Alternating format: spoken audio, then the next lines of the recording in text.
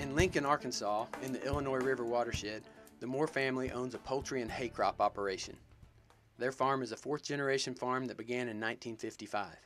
What started out as a small cattle farm has become a poultry operation, contracting with George's Poultry Company, and a grain crops farm producing wheat and corn. With this land being in the family for more than 60 years, it's no wonder they are protective of it and are active conservationists.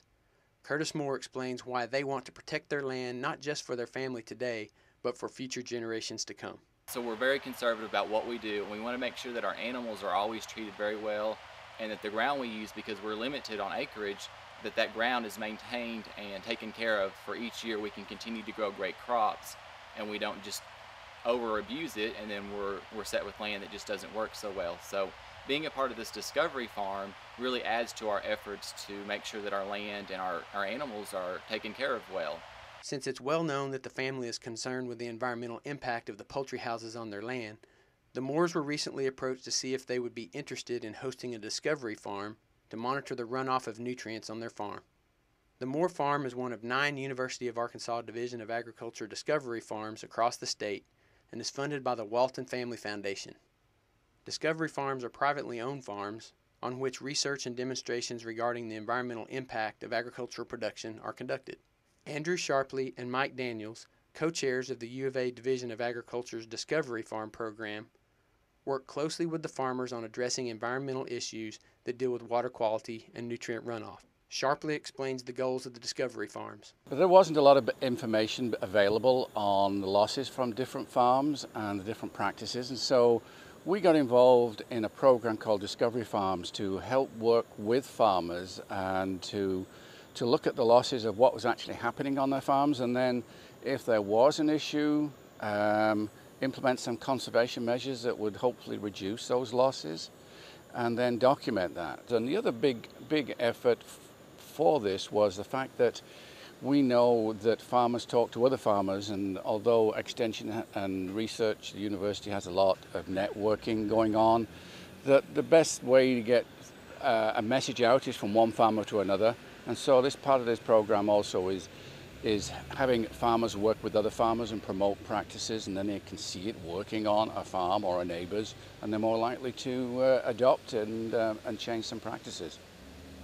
We're working with 2 generations of Moores, Ralph, his son, Alan, and then another son called Curtis, who's just come back onto the farm. He's in his early 20s, and he's expanding the operation to put on 4 new houses. And so we're looking at the runoff from around the poultry operation, and we've got the 4 existing houses which we're monitoring the water quality from. But on the new houses, we're working with the farmer and NRCS to try and develop those in a way which we would call have a low nutrient footprint, berming around them to divert water that might run through the houses.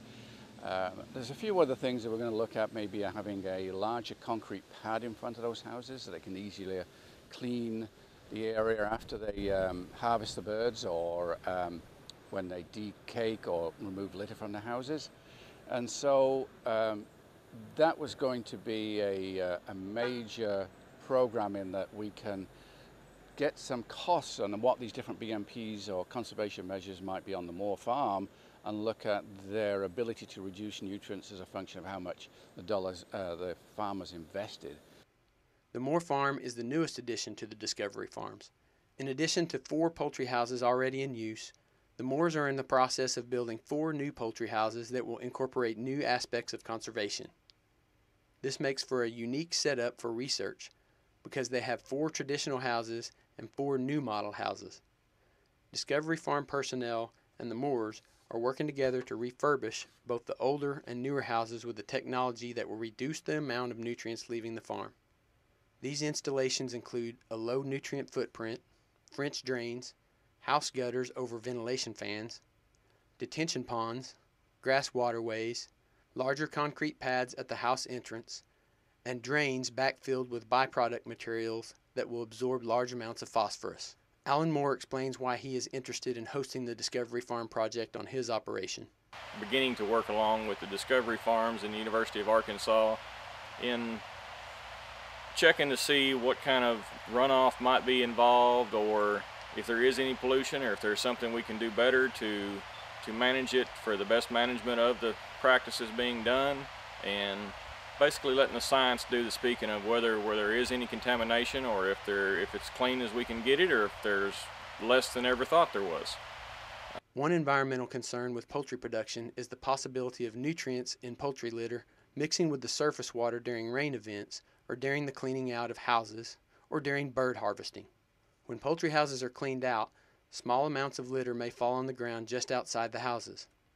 Some litter may also fall to the ground near the stacking shed where litter is stored to be used as compost. Also, dust from the litter may exit the houses through ventilation fans and may accumulate on the ground. The nitrogen and phosphorus in the poultry litter could run off the Moores farm and possibly increase the growth of algae and weeds in ponds, streams, and lakes near their farm's boundaries. The Moores are aware of these issues and employ measures to ensure that excess nutrients don't leave their farm during or after a rain. Moore further explains the conservation practices they have incorporated on their farm. As far as best management practices, our nutrient applicators license, for instance, any fertilizer applied, it's all regulated on how much we're applying per acre.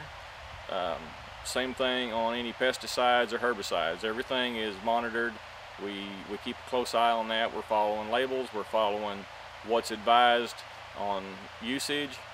With these measures in place, Discovery Farm personnel are working to install collection sites to measure volumes of water and automatically collect water samples whenever a heavy rainfall occurs. Data from the samples is analyzed to determine the effects of Moore's nutrient management practices.